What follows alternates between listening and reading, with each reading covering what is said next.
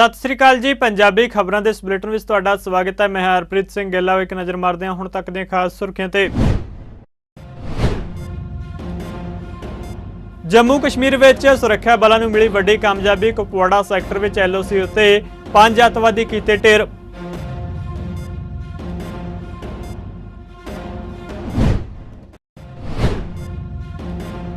पंजाब के मुख्यमंत्री भगवंत मान ने मनरेगा स्कीम के कामकाज का जायजा लैण लई मीटिंग की कीती प्रधानगी। मुख्यमंत्री ने पेंडू खेतरों के विकास लई मनरेगा स्कीम की वध तो वध वरतों की कीती वकालत।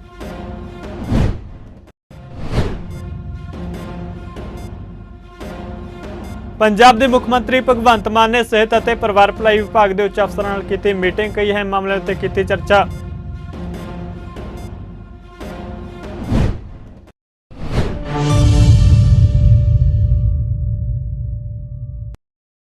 जम्मू कश्मीर विच भारत पाकिस्तान सरहद कंट्रोल रेखा के नाल लगदे कुपवाड़ा जिले के नेड़े सुरक्षा एजेंसियां के अतवादियों नाल होए मुकाबले विच 5 अतवादी मारे गए ने।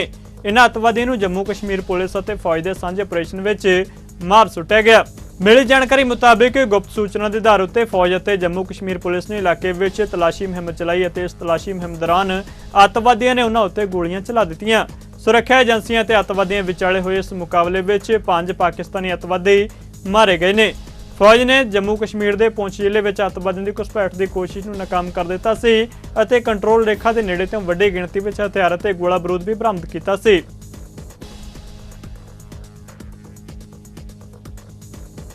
बेपरजोए तूफान का असर गुजरात के कई इलाकों में देखने को मिला। तेज हवावां नाल मींह पै रहा। तूफान कारण कई दरख्त और खंभे डिग गए ने।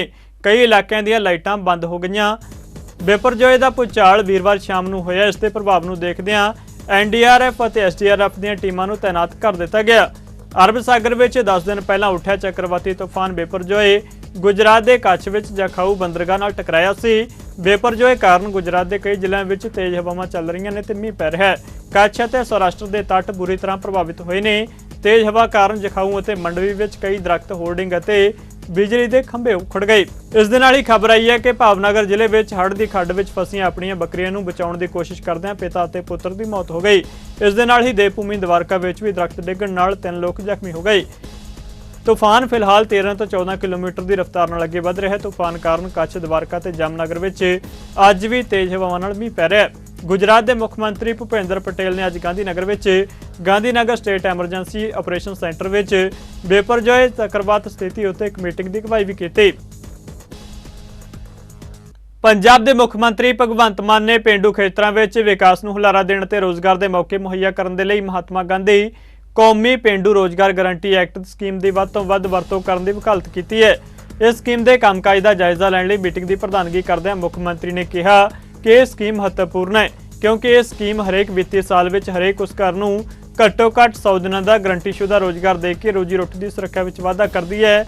जिन्हां दे बालग मैंबर गैर हुनरमंद हथीं काम करने के इच्छुक ने। उन्होंने कहा कि यह स्कीम अप्रैल 2008 तो राज भर के सारे जिलों में लागू है तो राज्य सरकार इस अहम योजना के बजट नूं 2000 करोड़ रुपए तक वधाएगी। भगवंत मान ने कहा कि जान के खुशी हुई कि सूबे में 14.86 लाख सरगर्म वर्करां दे नाल 11.53 लाख सरगर्म जॉब कार्ड ने।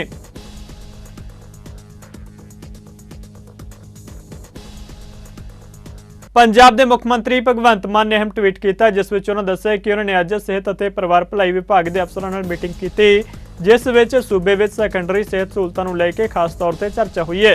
उन्होंने कहा कि जल्द ही पंजाब में नवे हैल्थ केयर सेंटर खोलण जा रहे हैं जो कि आधुनिक तकनीक नाल लैस होणगे अते विभाग नूं अगले कुछ महीनों च ही यह सेंटर लोकां नूं समर्पित करन नूं कहा है। लोकां नूं चंगीआं सेहत सहूलतां देणीआं साडी गारंटी है जो असीं पूरीआं कर रहे हैं।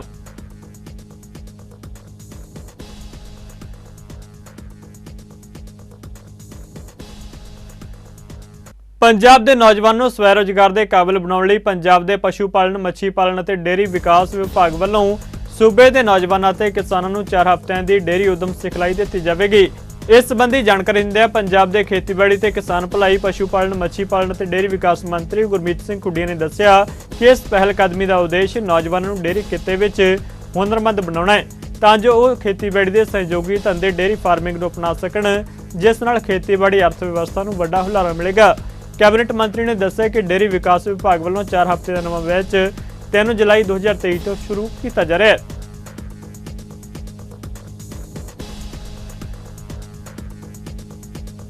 ਸਮਾਜਿਕ ਨਿਆਂ ਅਧਿਕਾਰਤਾ ਅਤੇ ਘੱਟ ਗਿਣਤੀਆਂ ਬਾਰੇ ਮੰਤਰੀ ਡਾਕਟਰ ਬਲਜੀਤ ਕੌਰ ਨੇ ਦੱਸਿਆ ਕਿ ਅਮਰੀਕ ਸਿੰਘ ਪੁੱਤਰ ਮੱਖਣ ਸਿੰਘ ਪਿੰਡ ਸ਼ੰਕਰਪੁਰ ਜ਼ਿਲ੍ਹਾ ਪਟਿਆਲਾ ਦੇ ਵਸਨੀਕ ਦਾ ਜਾਲੀ ਅਨੁਸੂਚਿਤ ਜਾਤੀ ਸਰਟੀਫਿਕੇਟ ਸਥਾਨਕ ਪੱਧਰ ਉੱਤੇ ਗਠਿਤ ਰਾਜ ਪੱਧਰੀ ਸਕਰੂਟਨੀ ਕਮੇਟੀ ਵੱਲੋਂ ਰੱਦ ਕਰ ਦਿੱਤਾ ਗਿਆ।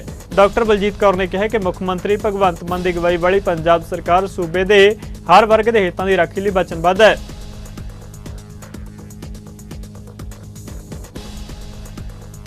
ਲੋਕ ਸਭਾ ਸਪੀਕਰ ਓਮ ਬਿਰਲਾ ਨੇ ਇੱਕ ਦਿਨ ਦੇ ਮੁੰਬਈ ਦੌਰੇ ਦੇ ਦੌਰਾਨ ਜੀਓ ਵਰਲਡ ਕਨਵੈਨਸ਼ਨ ਸੈਂਟਰ ਵਿੱਚ ਆਯੋਜਿਤ ਪਹਿਲੀ ਰਾਸ਼ਟਰੀ ਵਿਧਾਇਕਾਂ ਦੀ ਕਾਨਫਰੰਸ ਵਿੱਚ ਉਦਘਾਟਨੀ ਭਾਸ਼ਣ ਦਿੱਤਾ।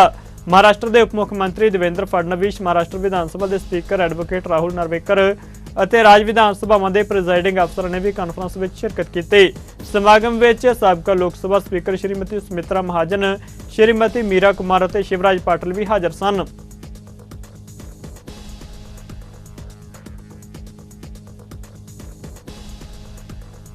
ਸ਼੍ਰੀ ਅਕਾਲ ਤਖਤ ਸਾਹਿਬ ਦੇ ਨਵੇਂ ਜਥੇਦਾਰ ਨਿਯੁਕਤ ਹੋਣ ਉਪਰੰਤ ਸਿੰਘ ਸਾਹਿਬ ਗਿਆਨੀ ਰਘਬੀਰ ਸਿੰਘ ਨੇ ਸ਼੍ਰੀ ਹਰਿਮੰਦਰ ਸਾਹਿਬ ਵਿੱਚ ਮੱਥਾ ਟੇਕਿਆ ਤੇ ਗੁਰੂ ਸਾਹਿਬ ਦਾ ਸ਼ੁਕਰਾਨਾ ਕੀਤਾ। ਇਸ ਮੌਕੇ ਦੇ ਨਾਲ ਸ਼੍ਰੋਮਣੀ ਗੁਰਦੁਆਰਾ ਪ੍ਰਬੰਧਕ ਕਮੇਟੀ ਦੇ ਪ੍ਰਧਾਨ ਐਡਵੋਕੇਟ ਹਰਜਿੰਦਰ ਸਿੰਘ ਧਾਮੀ ਅਤੇ ਮੈਂਬਰ ਭਾਈ ਰਜਿੰਦਰ ਸਿੰਘ ਮਹਿਤਾ ਅਤੇ ਸਿੱਖ ਸਟੂਡੈਂਟ ਫੈਡਰੇਸ਼ਨ ਮਹਿਤਾ ਦੇ ਪ੍ਰਧਾਨ ਅਮਰਵੀਰ ਸਿੰਘ ਢੋਟ ਵੀ ਮੌਜੂਦ ਸਨ।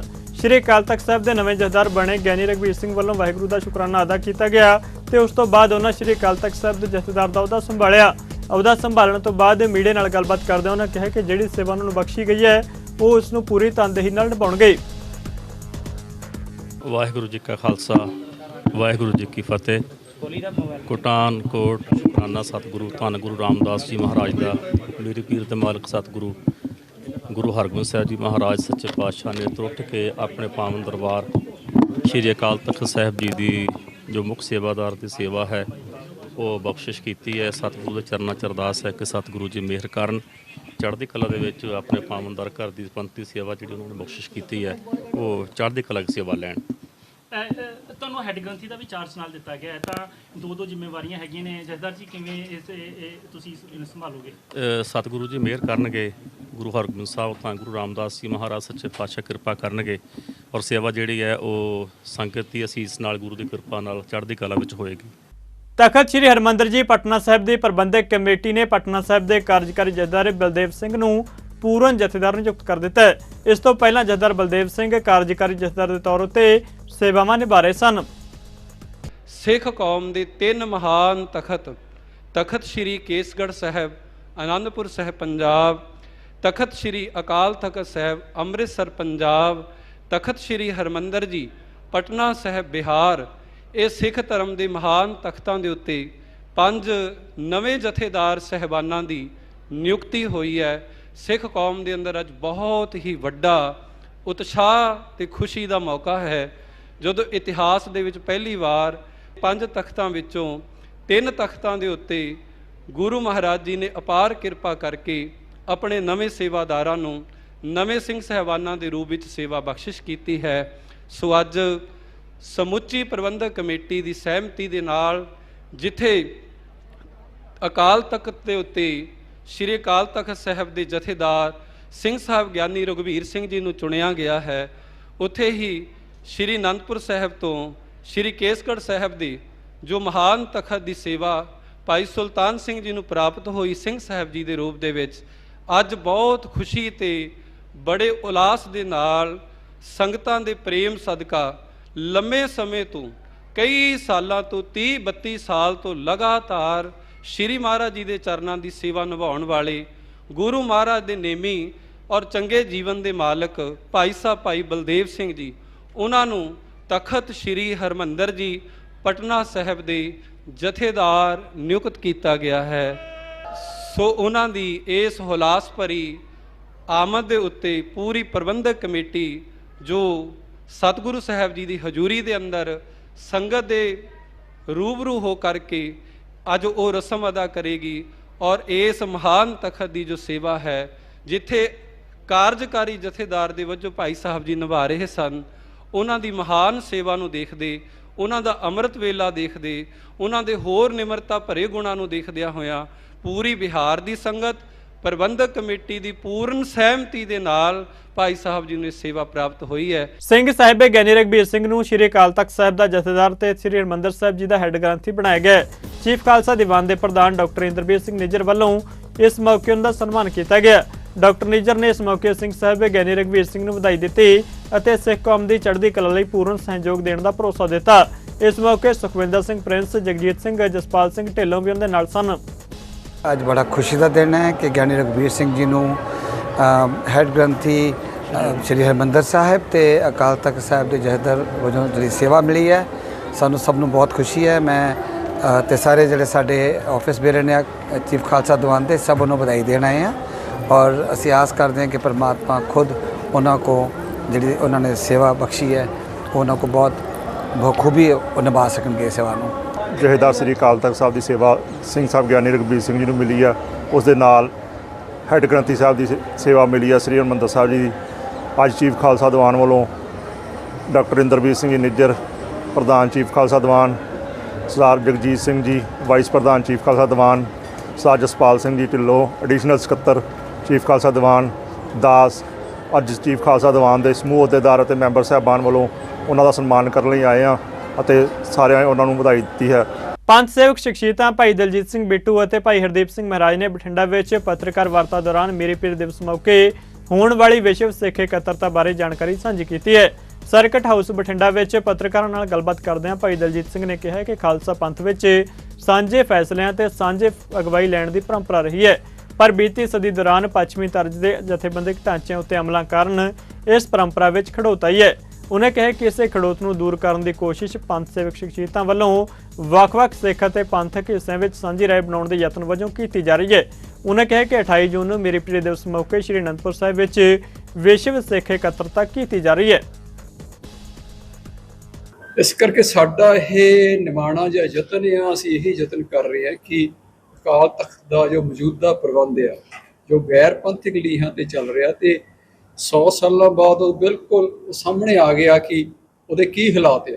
ਉਹ ਤੁਸੀਂ ਹੁਣ ਵੀ ਦੇਖ ਸਕਦੇ ਜੀ, ਅੱਜ ਦੀ ਘਟਨਾਵਾਂ ਕਿ ਕਿਸ ਤਰੀਕੇ ਨਾਲ ਜਿਹੜੇ ਉੱਥੇ ਜਥੇਦਾਰ ਆ ਲਾਏ ਜਾਂਦੇ ਨੇ, ਕਿਸ ਤਰੀਕੇ ਨਾਲ ਮਨਮਰਜ਼ੀ ਨਾਲ ਬਦਲ ਜਾਂਦੇ ਆ ਤੇ ਉੱਥੇ ਜਿਹੜਾ ਫੈਸਲਾ ਲਿਆ ਜਾਂਦਾ ਉਹ ਵੀ ਕਿਸ ਤਰੀਕੇ ਨਾਲ ਲਿਆ ਜਾਂਦਾ। ਜਿਹੜਾ ਗੁਰਮਤ ਆ ਜਿਹੜੇ ਗੁਰੂ ਦੀ ਹਜ਼ੂਰੀ ਵਿੱਚ ਪੰਚ ਪ੍ਰਧਾਨੀ ਅਗਵਾਈ ਰਾਹੀਂ ਫੈਸਲਾ ਲੈਣਾ ਹੁੰਦਾ ਹੈ, ਉਹ ਬਹੁਤ ਲੰਮਾ ਸਮਾਂ ਹੋ ਗਿਆ ਉੱਥੇ ਨਹੀਂ ਹੋਇਆ। ਤੇ ਅਕਾਲ ਤਖਤ ਦਾ ਤਾਂ ਸਿਗਨੀਫੀਕੈਂਸੀ ਇਹ ਹੈ, ਗੁਰਮਤਾ ਜੋ ਸਿੱਖੀ 'ਚ ਬਹੁਤ ਵੱਡੀ ਸੰਸਥਾ ਹੈ। ਇਸ ਕਰਕੇ ਸਾਡਾ ਇਹ ਯਤਨ ਆ ਕਿ ਉਹ ਗੁਰਮਤੇ ਵਾਲਾ ਜਿਹੜਾ ਸੇਵਾ ਸੰਭਾਲ ਆ ਉਹ ਦੁਬਾਰਾ ਉੱਥੇ ਬਹਾਲ ਹੋਵੇ। ਜਿਹੜੀ ਸਾਂਝੀ ਅਗਵਾਈ ਚੁਣਨ ਤੇ ਸਾਂਝਾ ਫੈਸਲਾ ਲੈਣ ਸੰਬੰਧੀ ਇਹਦੇ ਸੰਬੰਧ ਵਿੱਚ ਅਸੀਂ ਪਿਛਲੇ ਸਾਲ ਤੋਂ ਹੀ ਯਤਨ ਕਰ ਰਹੇ ਹਾਂ। ਅਸੀਂ ਸੰਪਰਦਾਵਾਂ, ਸੰਸਥਾਵਾਂ, ਜਥੇਬੰਦੀਆਂ ਤੇ ਗੁਰਸੰਗਤ ਤੇ ਖਾਲਸਾ ਪੰਥ ਦੇ ਸਾਰੇ ਹਿੱਸਿਆਂ ਨੂੰ ਮਿਲ ਵੀ ਰਹੇ ਹਾਂ, ਤਾਲਮੇਲ ਵੀ ਕਰ ਰਹੇ ਹਾਂ ਤੇ ਲਗਾਤਾਰਤਾ ਵਿੱਚ ਇਹ ਅਸੀਂ ਸਭ ਤੋਂ ਪਹਿਲਾਂ 21 ਅਕਤੂਬਰ ਨੂੰ ਸੰਪਰਦਾਵਾਂ ਦਾ ਇਕੱਠ ਕੀਤਾ, ਫਿਰ ਨੌਜਵਾਨਾਂ ਦਾ ਕੀਤਾ, ਫਿਰ ਬੁੱਧੀਜੀਵੀਆਂ ਦਾ, ਵਿਚਾਰਵਾਨਾਂ ਦਾ ਕੀਤਾ, ਫਿਰ ਪ੍ਰਚਾਰਕਾਂ ਦਾ ਕੀਤਾ ਤੇ ਹੁਣ 28 ਜੂਨ ਨੂੰ ਅਸੀਂ ਅਨੰਦਪੁਰ ਸਾਹਿਬ ਵਿਖੇ ਇੱਕ ਵਿਸ਼ਵ ਸਿੱਖ ਇਕੱਤਰਤਾ ਕਰ ਰਹੇ ਹਾਂ, ਜਿੱਥੇ ਮੁੱਖ ਵਿਸ਼ਾ ਹੀ ਇਹ ਹੈ ਕਿ ਅਕਾਲ ਤਖਤ ਦਾ ਸੇਵਾ ਸੰਭਾਲ ਕਿਵੇਂ ਹੋਵੇ ਤਾਂ ਕਿ ਉੱਥੇ ਗੁਰਮਤਾ ਤੇ ਸਾਂਝੀ ਅਗਵਾਈ ਦੀ ਜਿਹੜੀ ਪਰੰਪਰਾ ਆ ਜੋ ਸਾਡੀ ਗੁਰੂ ਵੱਲੋਂ ਬਖਸ਼ੀ ਆ, ਅਸੀਂ ਉੱਥੇ ਦੁਬਾਰਾ ਮੁੜ ਬਹਾਲ ਕਰੀਏ, ਮੁੜ ਸਰਜੀਤ ਕਰੀਏ ਕਿ ਤਾਂ ਕਿ ਪੰਥ ਤੇ ਪੰਜਾਬ ਨੂੰ ਮੌਜੂਦਾ ਜਿੰਨੀਆਂ ਵੀ ਸਮੱਸਿਆਵਾਂ ਭਾਵੇਂ ਉਹ ਆਰਥਿਕ ਆ, ਧਾਰਮਿਕ ਆ, ਸੱਭਿਆਚਾਰਕ ਆ, ਰਾਜਨੀਤਿਕ ਆ, ਸਾਡੀ ਪਾਤਸ਼ਾਹੀ ਦਾਅਵੇ ਨਾਲ ਕੁਛ ਵੀ ਹੋਵੇ, ਉਹ ਸਭ ਤੋਂ ਪਹਿਲਾਂ ਅਕਾਲ ਤਖਤ ਵੱਲੋਂ ਸੇਧ ਮਿਲੇ ਤੇ ਉਹ ਸੇਧ ਤਾਂ ਹੀ ਹੋ ਸਕਦੀ ਆ ਜੇ ਪੰਚ ਪ੍ਰਧਾਨੀ ਅਗਵਾਈ ਰਾਹੀਂ ਅਸੀਂ ਗੁਰਮਤਾ ਕਰੀਏ। ਇਹ ਸਾਡਾ ਇਹਦੇ ਸੰਬੰਧ 'ਚ ਅਸੀਂ ਸਾਰਿਆਂ ਨੂੰ ਮਿਲੇ ਆ ਤੇ ਉੱਥੇ ਉਹ ਇੱਕ ਨੁਮਾਇੰਦਾ ਇਕੱਠ ਹੋਏਗਾ ਸੰਸਥਾਵਾਂ ਦਾ, ਸੰਪਰਦਾਵਾਂ ਦਾ ਤੇ ਜਥੇਬੰਦੀਆਂ ਦਾ ਤੇ ਜਿਹੜੇ ਵੀ ਸਿੰਘ ਸੰਗਤ ਦੇ ਰੂਪ ਵਿੱਚ, ਜਥਿਆਂ ਦੇ ਰੂਪ ਵਿੱਚ ਸਰਗਰਮ ਆ ਪੰਥ ਲਈ, ਸੇਵਾ ਲਈ ਆ, ਕੋਈ ਪ੍ਰਚਾਰ ਲਈ ਆ, ਕੋਈ ਵਿੱਦਿਆ ਲਈ ਆ, ਕੋਈ ਸੰਘਰਸ਼ ਲਈ ਆ, ਕੋਈ ਕਿਸੇ ਤਰੀਕੇ ਨਾਲ, ਕਿ ਉਹ ਸਾਰੇ ਆਉਣ ਤੇ ਆਪਣੇ ਉੱਥੇ ਵਿਚਾਰ ਰੱਖਣ ਤਾਂ ਕਿ ਆਪਾਂ ਇੱਕ ਸਾਂਝਾ ਰਾਏ ਤੇ ਪੁੱਜ ਸਕੀਏ ਕਿ ਹੁਣ ਦੇ ਸਮਿਆਂ 'ਚ ਮੌਜੂਦਾ ਹਾਲਾਤਾਂ 'ਚ ਜੋ ਹੁਣ ਦਾ ਪ੍ਰਬੰਧ ਆ ਇਹਦੇ ਬਾਰੇ ਰਾਏ ਦਈਏ ਕਿ ਇਹ ਕਿਵੇਂ ਸੋਚਦਾ ਸਾਰਾ ਪੰਥ, ਤੇ ਜਿਹੜਾ ਪ੍ਰਬੰਧ ਹੋਣਾ ਚਾਹੀਦਾ ਉਹਦੇ ਸੰਬੰਧੀ ਆਪਣੀ ਰਾਏ ਦਈਏ। ਇਹੀ ਸਾਡਾ ਯਤਨ ਹੈ। ਸਾਡੀ ਸਾਰੀ ਖਾਲਸਾ ਪੰਥ ਨੂੰ ਗੁਰਸੰਗਤ ਦੇ ਅੱਗੇ ਅਪੀਲ ਆ ਕਿ ਉੱਥੇ ਜਿੱਥੇ ਵੀ ਜਿਹੜਾ ਵੀ ਕੋਈ ਜਥੇ ਜਿੱਥੇ ਵੀ ਕੰਮ ਕਰਦੇ, ਹੋ ਸਕਦਾ ਅਸੀਂ ਸਾਰਿਆਂ ਤੱਕ ਨਾ ਪਹੁੰਚ ਕਰ ਸਕੇ ਹੋਏ, ਜਿਹੜੇ ਵੀ ਸੰਸਥਾਵਾਂ ਸੰਪਰਦਾਵਾਂ ਜਥੇ ਅਸੀਂ ਨਹੀਂ ਪਹੁੰਚ ਸਕੇ, ਉੱਥੇ ਆਉਣ, ਕਿਉਂਕਿ ਉਹ ਪੰਥ ਦੇ ਸਾਰੇ ਹੀ ਹਿੱਸੇ ਨੇ ਤੇ ਆਪਾਂ ਉੱਥੇ ਸੰਵਾਦ ਰਾਹੀਂ, ਵਿਚਾਰ ਵਟਾਂਦਰੇ ਰਾਹੀਂ ਸਾਂਝੇ ਫੈਸਲੇ ਲਈਏ ਪੰਥ ਤੇ ਪੰਜਾਬ ਦੇ ਭਲੇ ਲਈ। ਵਾਹਿਗੁਰੂ ਜੀ ਕਾ ਖਾਲਸਾ। ਤੁਸੀਂ ਪੰਥ ਦੀ ਗੱਲ ਕੀਤੀ ਹੈ, ਜਥੇਦਾਰ ਸਾਹਿਬ ਅੱਜ ਨਵੇਂ ਨਿਯੁਕਤ ਕੀਤੇ ਗਏ ਨੇ, ਇਸ ਤੋਂ ਪਹਿਲਾਂ ਐਸਜੀਪੀਸੀ ਦੀ ਮੀਟਿੰਗ ਹੋਈ ਹੈ, ਕਿਸ ਤਰ੍ਹਾਂ ਦੇਖਦੇ? ਦੇਖੋ ਜੀ, ਗੱਲ ਉਹੀ ਆ ਜੋ ਮੈਂ ਕਰਕੇ ਹਟਿਆ ਕਿ ਜਥੇਦਾਰ ਲਾ ਦਿੱਤੇ ਜਾਂਦੇ ਆ, ਪਤਾ ਵੀ ਨਹੀਂ ਲੱਗਦਾ ਕਿ ਕਿੱਦਾਂ ਕਦੋਂ ਲੱਗ ਗਏ ਆ, ਕਦੋਂ ਲੱਗ ਗਏ। ਇਸ ਤਰੀਕੇ ਨਾਲ ਅਕਾਲ ਤਖਤ ਦੀ ਜਿਹੜੀ ਸ਼ਾਨ ਆ, ਜੋ ਉਹਦੀ ਇੱਕ ਮਹਾਨਤਾ ਆ। ਯੋਗ ਗੁਰੂ ਰਾਮਦੇਵ ਦੀ ਸਹਿ ਸਥਾਪਿਤ ਪਤੰਜਲੀ ਸਮੂਹ ਨੇ 2028 ਤੱਕ 1 ਲੱਖ ਕਰੋੜ ਰੁਪਏ ਦੀ ਸਾਲਾਨਾ ਆਮਦਨ ਨੂੰ ਪਾਰ ਕਰਨ ਦਾ ਵਿਲਾਸੀ ਟੀਚਾ ਰੱਖਿਆ ਹੈ। ਬਾਬਾ ਰਾਮਦੇਵ ਨੇ ਇੱਕ ਪ੍ਰੈਸ ਬਰੀਫਿੰਗ ਵਿੱਚ ਕਿਹਾ ਕਿ ਪਹਿਲਾਂ ਹੀ 45,000 ਕਰੋੜ ਰੁਪਏ ਦੀ ਸਾਲਾਨਾ ਆਮਦਨ ਦਾ ਅੰਕੜਾ ਪਾਰ ਕੀਤਾ ਜਾ ਚੁੱਕਿਆ ਹੈ। ਇਸ ਮੌਕੇ ਉਹਨਾਂ ਕਈ ਹਰਬਲ ਕੁਦਰਤੀ ਉਤਪਾਦਾਂ ਨੂੰ ਰਿਲੀਜ਼ ਕੀਤਾ ਤੇ ਲੋਕਾਂ ਨੂੰ ਅਪੀਲ ਕੀਤੀ ਕਿ ਉਹ ਪਤੰਜਲੀ ਦੇ ਉਤਪਾਦ ਹੀ ਵਰਤਣ।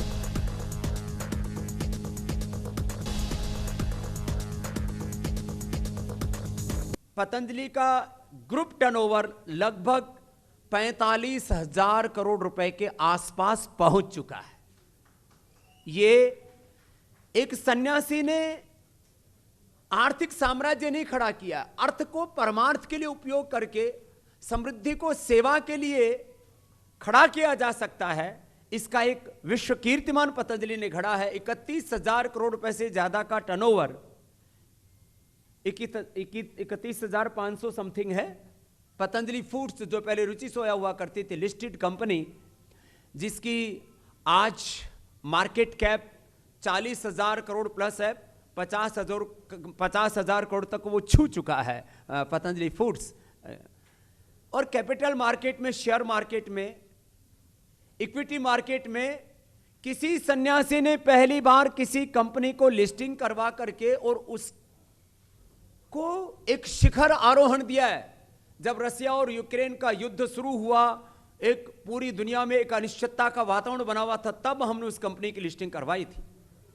आज पतंजलि फूड्स पूरे विश्व की फूड की, एग्री की और एफएमसीजी की एक सबसे बड़ी कंपनी बनने की ओर अग्रसरित है।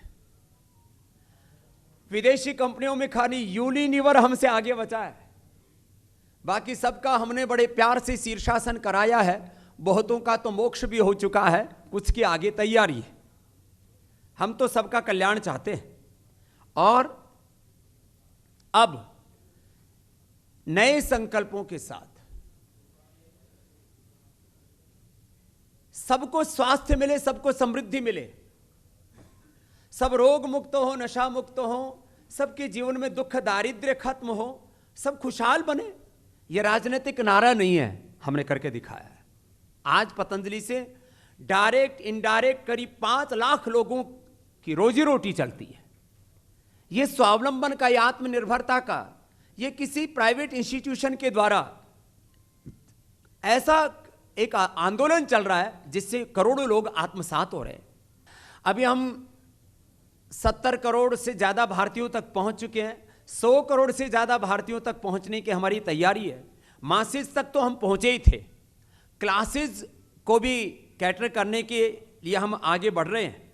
और मुझे ये कहते हुए खुशी है कि आज जो आप दाएं बाएं और देख रहे हो, हमने जो इमेजिंग क्लास है, अपर मिडिल क्लास है, मिडिल क्लास से ऊपर जो प्रीमियम क्लास है, उसको अब प्रीमियम प्रोडक्ट्स के तौर पर न्यूट्रिला, जो बहुत ही प्रीमियम ब्रांड है पतंजलि फूड्स का, उसमें सोया बड़ी भी है, उसके अंदर बिस्किट भी हैं, उसके अंदर बहुत सारे सीरियल्स भी आ गए। न्यूट्रिला के अंदर न्यूट्रास्यूटिकल्स हैं, उसमें स्पोर्ट्स न्यूट्रिशन एक पार्ट है उसका, और जो प्रीमियम ऑयल हैं वो उसका दूसरा पार्ट है।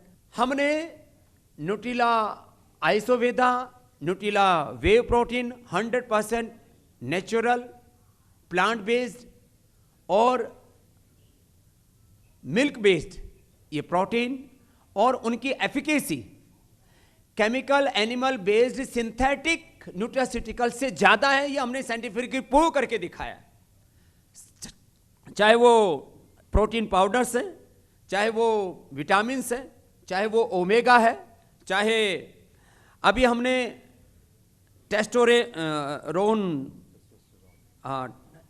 टेस्टो बूस्टर जो टेस्टोस्टेरोन जो मेल हार्मोन्स हैं उनको प्राकृतिक तरीके से योग के साथ साथ आहार के तौर पर भी उनको किस तरह से उभार करके व्यक्ति के जो पौरुष को और जगाया जाए, ऐसे ये सारे के सारे नेचुरल प्रोडक्ट्स और उसकी नई रेंज प्रीमियम रेंज आज हम यहाँ पर पूरे देश के लिए लेकर के आए, क्योंकि न्यूट्रास्यूटिकल्स में करीब करीब 99% MNCs का कब्जा था। वो कब्जा भी, वो अतिक्रमण भी हमें हटाना है। इसके साथ साथ सारे vitamin D, B12, calcium, iron, omega और कोलेजन पाउडर जो मछली और सुअर के चमड़ी को रगड़ के घोट करके तैयार करते थे, उसकी बजाय हमने फ्लैक्स सीड से, सिबकथोन से तैयार किया और जो है ओमेगा से लेकर के और वेज कोलेजन बिल्डर ये भी हमने पूरे देश की सेवा में दिया है। ऑर्थो केयर, डायबिटिक केयर और मास गेनर ये नए प्रोडक्ट हमने न्यूट्रिला स्पोर्ट्स में दिए। रागी और 7 ग्रेन पूरे देश में मैदा रहित, ट्रांसफैट और कोलेस्ट्रॉल रहित बिस्किट की शुरुआत पतंजलि ने की। यद्यपि इसमें 3 ब्रांड हमसे काफ़ी आगे हैं अभी, चाहे वो ब्रिटानिया है, ITC है और पार्ले है, लेकिन चौथे नंबर पर पूरे देश में यदि कोई सबसे बड़ा ब्रांड है तो वो पतंजलि ने स्थापित किया। और उसमें यह रागी जिसमें कि हाई प्रोटीन है, जिसमें आयरन है, जिसमें कैल्शियम है, फाइबर है और बहुत ही डाइजेशन के लिए। नहीं तो बिस्किट खाओ तो पेट खराब हो जाते थे। पहले हमने एक बिस्किट निकाला था आरोग्य बिस्किट, लोग बिस्किट खा के पेट खराब हो जाता तो आरोग्य बिस्किट खाते थे कि पेट के लिए अच्छा है। लेकिन हमने अब ये सारा का सारा रागी से लेकर के 7 ग्रेन के अंदर, आटे के अंदर पहला देश का ये बिस्किट है। हमारा एक ही लक्ष्य होता है कि मॉडर्न लाइफस्टाइल में, मॉडर्न प्रोडक्ट्स में भी वैल्यू एडिशन किया जाए। और हमने रागी, जवार, राइस, कॉर्न और वीट के साथ चना और ओट्स ये डाल करके 7 ग्रेन के साथ ये बिस्किट भी तैयार किया। और डाइजेस्टिव बिस्किट में भी एक हेल्दी बिस्किट का एक नया अवतार, एक प्रीमियम अवतार पूरे देश को हमने दिया है। अब बात आती है काजू, बादाम, अखरोट, पिस्ता। काजू, बादाम, अखरोट, पिस्ता ये भी प्रीमियम ड्राई फ्रूट्स न्यूट्रिला में इसलिए इनको हमने लॉन्च किया कि वैसे तो पतंजलि हमारा बहुत बड़ा अम्ब्रेला ब्रांड है, लेकिन क्योंकि ये न्यूट्रिशियस भी हैं और ये बहुत ही अच्छी क्वालिटी के और वर्ल्ड के जो टॉप जो जिसको कहते हैं ऐसे सप्लायर्स, कंपनियां जो कि ड्राई फ्रूट्स में वर्ल्ड में जिनका नाम है, उनके साथ में हमने ये एग्रीमेंट करके इन चीज़ों को आगे शुरू किया है। तो आज न्यूट्रिला स्पोर्ट्स बिस्किट के प्रीमियम ब्रांड और ड्राई फ्रूट्स के प्रीमियम ब्रांड को हम आपके सामने लेकर के आए। हमने दूध बिस्किट का एक नया कीर्तिमान बनाया।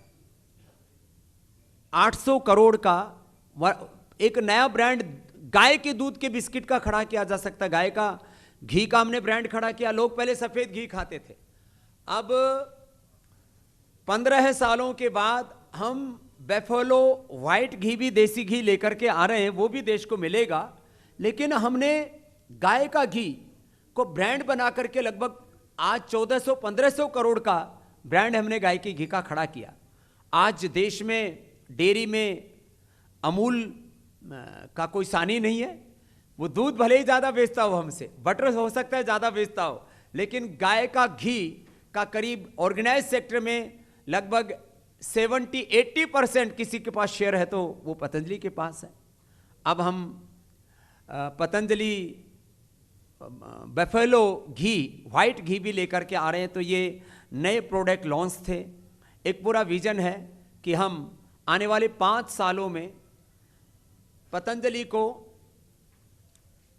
1 लाख करोड़ की ओर लेकर के जाएं एज ए ग्रुप टर्नओवर।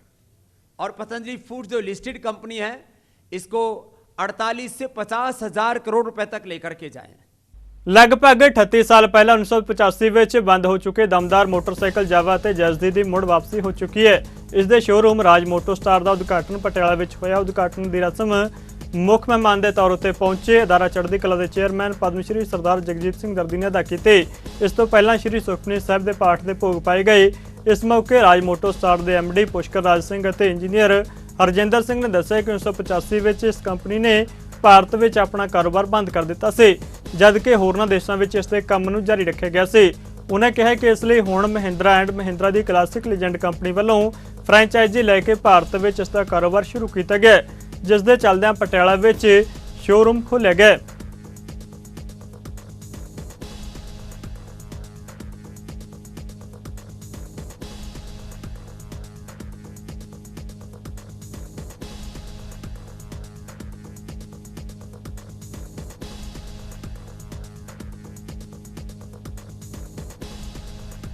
ਮਾਣ ਅਤੇ ਖੁਸ਼ੀ ਵਾਲੀ ਗੱਲ ਹੈ ਕਿ ਜਲੰਧਰ, ਅੰਮ੍ਰਿਤਸਰ, ਲੁਧਿਆਣਾ, ਖੰਨਾ ਇਹਨਾਂ ਸ਼ਹਿਰਾਂ ਵਿੱਚ ਸਫਲਤਾ ਪ੍ਰਾਪਤ ਕਰਨ ਤੋਂ ਬਾਅਦ ਜਾਵਾ ਮੋਟਰਸਾਈਕਲ ਪਟਿਆਲੇ ਵਿੱਚ ਹੁਣ ਆਸਾਨੀ ਨਾਲ ਮਿਲ ਸਕੇਗਾ।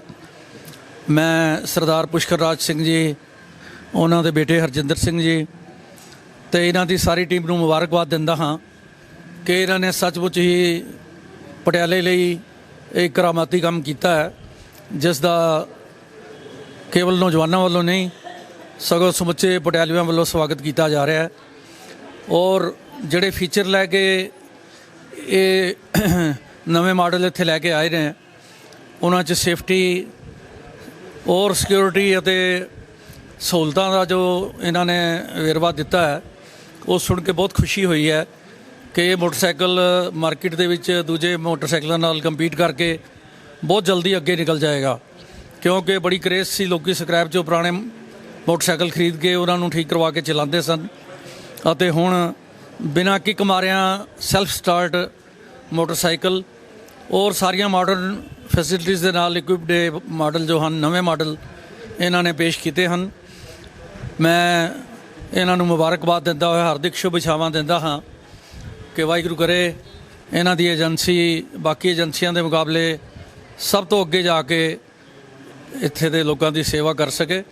ਜਾਵਾ ਜੈਸ ਦੀ ਬਾਈਕ ਜਿਹੜੇ ਨੇ ਇਹ 1929 ਦੀ ਕੰਪਨੀ ਹੈ ਅਤੇ ਇੰਡੀਆ ਦੇ ਵਿੱਚੋਂ ਇਹ ਕੋਈ 80s ਦੇ ਵਿੱਚ ਵਿਡਰਾ ਹੋ ਗਿਆ ਸੀ ਕਿਸੇ ਕਾਰਨਾਂ ਕਰਕੇ।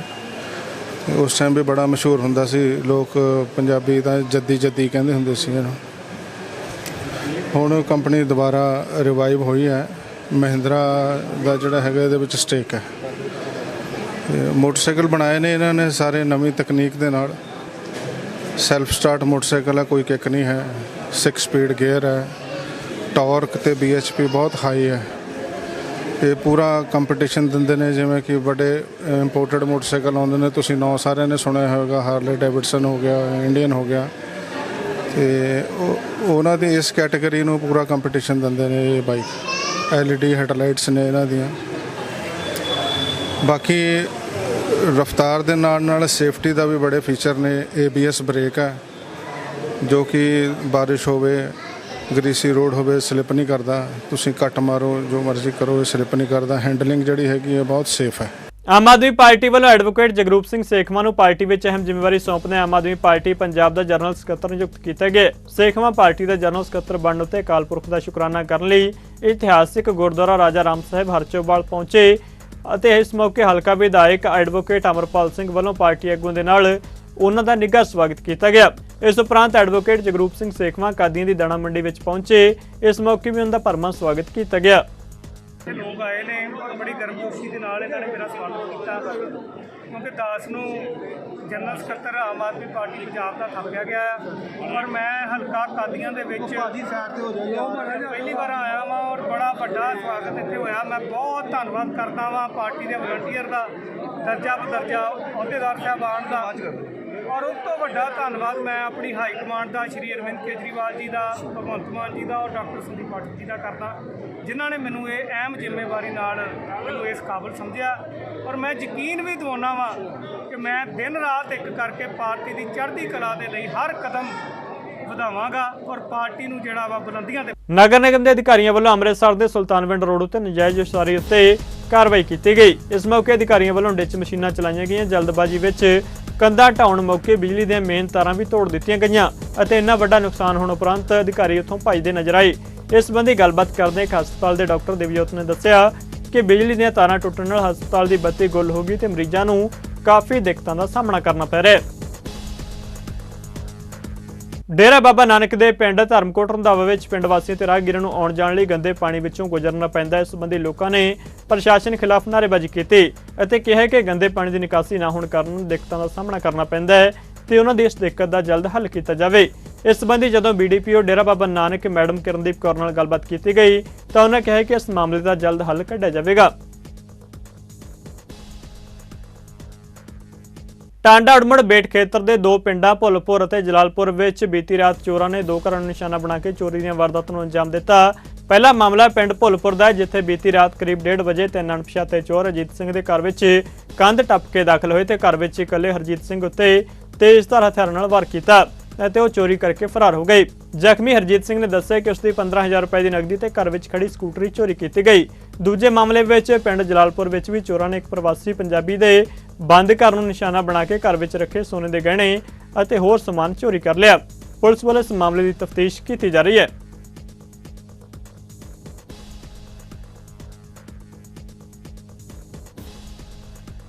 ਸ਼੍ਰੀ ਅਨੰਦਪੁਰ ਸਾਹਿਬ ਵਿੱਚ ਬੁੰਗਾ ਸਾਹਿਬ ਨਜ਼ਦੀਕ ਬੱਸ ਅੱਡੇ ਨਜ਼ਦੀਕ ਪੈਂਦੀ ਭਾਖੜਾ ਨਹਿਰ ਦੀ ਛੋਟੀ ਪੁਲੀ ਕਮ ਸਾਈਫਨ ਨਾਲ ਭਾਖੜਾ ਨਹਿਰ ਵਿੱਚ ਨਹਾਉਣ ਲਈ ਉਤਰੇ ਤਾਏ ਅਤੇ ਭਤੀਜੇ ਦੇ ਨਹਿਰ ਦੇ ਤੇਜ਼ ਪਾਣੀ ਵਿੱਚ ਰੁੜ ਜਾਣ ਦੀ ਸੂਚਨਾ ਮਿਲੀ ਹੈ। ਇਸ ਸੰਬੰਧੀ ਵਧੇਰੇ ਜਾਣਕਾਰੀ ਦਿੰਦਿਆਂ ਥਾਣਾ ਸ਼੍ਰੀ ਕੀਰਤਪੁਰ ਸਾਹਿਬ ਦੇ SHO ਗੁਰਵਿੰਦਰ ਸਿੰਘ ਢਿੱਲੋਂ ਹੋਰਾਂ ਨੇ ਦੱਸਿਆ ਕਿ ਉਹਨਾਂ ਨੂੰ ਮੌਕੇ ਤੇ ਪਰਿਵਾਰਕ ਮੈਂਬਰਾਂ ਵੱਲੋਂ ਮਿਲੀ ਜਾਣਕਾਰੀ ਦੇ ਅਨੁਸਾਰ ਓਮ ਪ੍ਰਕਾਸ਼ ਅਤੇ ਗੋਬਿੰਦਾ ਨਹਿਰ ਵਿੱਚ ਰੁੜ ਗਏ ਨੇ, ਜਿਨ੍ਹਾਂ ਦੀ ਤਲਾਸ਼ ਕੀਤੀ ਜਾ ਰਹੀ ਹੈ।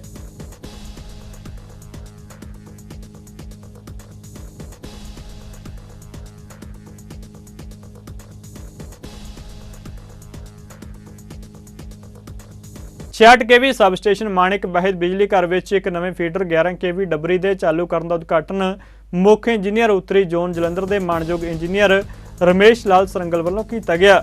ਪੈੜੀ ਸੀਜ਼ਨ ਨੂੰ ਮੁੱਖ ਰੱਖਦੇ ਇਸ ਨਵੇਂ ਫੀਡਰ ਦੇ ਚੱਲਣ ਨਾਲ ਓਵਰਲੋਡਡ 11 KV ਸਾਨੀ ਫੀਡਰ ਦੇ ਟਿਊਬਵੈਲ ਖਪਤਕਾਰਾਂ ਨੂੰ ਨਿਰਵਿਘਨ ਵਧੀਆ ਬਿਜਲੀ ਸਪਲਾਈ ਮਿਲੇਗੀ। ਇਸ ਉਦਘਾਟਨ ਦੇ ਸਮੇਂ ਹਲਕਾ ਜਲੰਧਰ ਦੇ ਉਪ ਮੁੱਖ ਇੰਜੀਨੀਅਰ ਗੁਲਸ਼ਨ ਚਟਾਨੀ, ਫਗਵਾੜਾ ਡਿਵੀਜ਼ਨ ਦੇ ਵਧੀਕ ਨਿਗਰਾਨ ਇੰਜੀਨੀਅਰ ਹਰਦੀਪ ਕੁਮਾਰ, ਦਿਹਾਤੀ ਉਪਮੰਡਲ ਟੈਕ 2 ਪਾਸਟਾ ਰੂਰਲ ਦੇ ਸਹਾਇਕ ਕਾਰਜਕਾਰੀ engineer Ajit Singh Jaswal, engineer Amit Kumar tech 1 city Phagwara area incharge JE engineer Harkamaljit Singh Bhullar, Powercom ਦਾ ਸਟਾਫ ਅਤੇ ਏਰੀਆ ਦੇ ਬੜਮੁੱਲੇ ਖਪਤਕਾਰ ਮੌਜੂਦ ਸਨ।